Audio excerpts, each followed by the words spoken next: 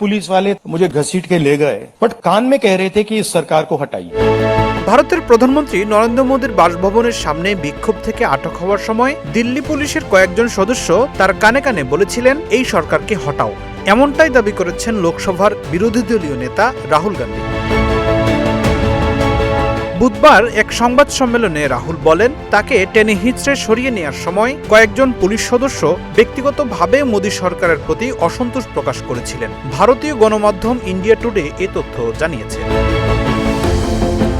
এর আগে মঙ্গলবার প্রধানমন্ত্রীর লোক কল্যাণ মার্গের বাসভবনের সামনে অনুষ্ঠিত কংগ্রেসের বিক্ষোভে অংশ নেন রাহুল গান্ধী, প্রিয়াঙ্কা গান্ধী সহ দলটির শীর্ষ নেতারা। বিক্ষোভস্থল ছাড়তে অস্বীকৃতি জানালে দিল্লি পুলিশ তাদের আটক করে সরিয়ে নেয়। সামাজিক যোগাযোগ মাধ্যমে ছড়িয়ে পড়া ভিডিওতে দেখা যায় কয়েকজন পুলিশ সদস্য রাহুল গান্ধীকে দুই হাত ও দুই পা ধরে টেনে হিঁচড়ে নিয়ে যাচ্ছেন। ওই সময় তার নাক থেকে রক্ত ঝরতে দেখা যায়। ঘটনার বর্ণনা দিয়ে রাহুল বলেন, পুলিশ আমাকে টেনে হিঁচড়ে নিয়ে যাচ্ছিল, কিন্তু তখনই তারা আমার কানে কানে বলছিল এই সরকারকে হটাও।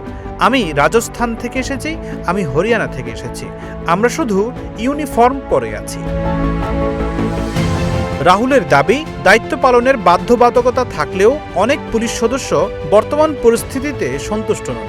তার ভাষায়, ওদের নির্দেশ মানতে হয় তাই তারা তা করছে, কিন্তু যা ঘটছে তা পুলিশও খুশি নয়। তারা জানে এটি একটি অপরাধ সংঘটিত হচ্ছে। তারা এই শিক্ষার্থীদের মধ্যে নিজেদের সন্তানদের দেখতে পাচ্ছে। ফখরুল ইসলাম, ইত্তেফাক নিউজ।